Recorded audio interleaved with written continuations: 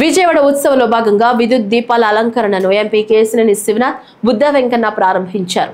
ఈ సందర్భంగా మాట్లాడుతూ అమ్మవారి దసరా ఉత్సవాలు వైభవంగా జరుగుతున్నాయన్నారు. వచ్చే భక్తులకు ఆహ్లాదం పంచేందుకు విజయవాడ ఉత్సవం ఘనంగా నిర్వహిస్తున్నారని, ప్రతి ఒక్కరూ పాల్గొనే కార్యక్రమాలపై విమర్శలు చేయడం సరికాదన్నారు. రేపు మేము ఉన్నా లేకున్నా ఈ కార్యక్రమాలు నిరంతరం జరగాలనేదే మా ఆకాంక్ష అని, ఉత్సవాల్లో భాగస్వామ్యం కావాల్సిన వైసీపీ నేతలు వివాదాస్పదంగా మారుతున్నారన్నారు. అమ్మవారి దసరా ఉత్సవాల సందర్భంగా కొన్ని లక్షల మంది భక్తులు విజయవాడకి వచ్చి అమ్మవారిని దర్శించుకుంటారు.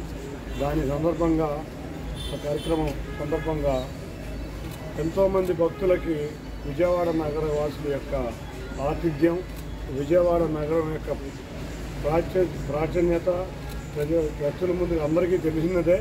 కానీ ఇవాళ విజయవాడ నగరంలో వచ్చిన భక్తులకి సౌకర్యాలు అందించే విధంగా ఇవాళ డిపార్ట్మెంట్ వారు కానీ, ఈవో గారు కానీ, ఇవాళ జిల్లా అధికారులు కానీ, మేమైనా కానీ పలు సమావేశాలు ఏర్పాటు చేసి బ్రహ్మాండంగా ఏర్పాట్లు చేయడం జరిగింది. అంతేకాకుండా ఈ దసరా సందర్భంగా మేమందరం కూడా విజయవాడ ప్రజలందరం కలిసి విజయవాడ ఉత్సవం అనే కార్యక్రమాన్ని ప్రారంభిస్తున్నాం. ఆ విజయవాడ ఉత్సవం అనే కార్యక్రమం అమ్మవారి భక్తులకి వచ్చిన వారికి సాంఘిక భక్తి రస కార్యక్రమాలతో పాటు వినోద కార్యక్రమాలు కూడా ఉండే విధంగా 3 వెన్యూలు సెలెక్ట్ చేసి మేము చేయటం జరిగింది. దానిలో భాగంగా విజయవాడ నగరం మొత్తం విద్యుత్ దీపాలతో అలంకరించబోతున్నాం. విజయవాడ నగరంలో ఎప్పుడూ లేని విధంగా పశ్చిమ బెంగాల్లో కలకత్తాలోను, కర్ణాటకలో మైసూరులోను మనం చిన్నప్పటి నుంచి దసరా అనగానే వినేవాళ్ళం.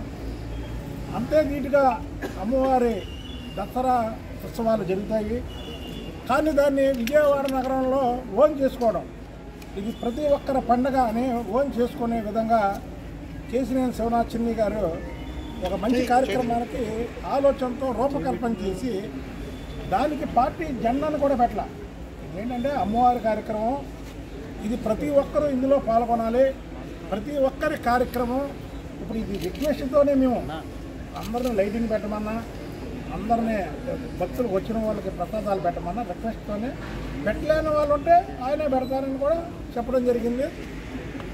ఇది ఎటువంటి తావు లేదు దీనికి విమర్శలకి. అందులో ఇందులో ప్రతి ఒక్కరు కూడా పాల్గొనాల్సినటువంటి కార్యక్రమం ఇది అమ్మవారి పండుగ, విజయవాడ ఉత్సవాలు దానికి ధీటుగా చేయాలనే ఒక తలంపుతో ఇది రేపు చిన్ని గారు ఉండొచ్చు, బుద్ధ వెంకన్న ఉండొచ్చు, నాగుమీరా గారు ఉండొచ్చు, ఇక్కడ లేకపోవచ్చు, విజయవాడలో ఉన్నా లేకపోయినా మేము అంతరించిపోయినా ఈ కార్యక్రమం అనేది జరగాలనే ఒక ఆరంభమైంది రేపు.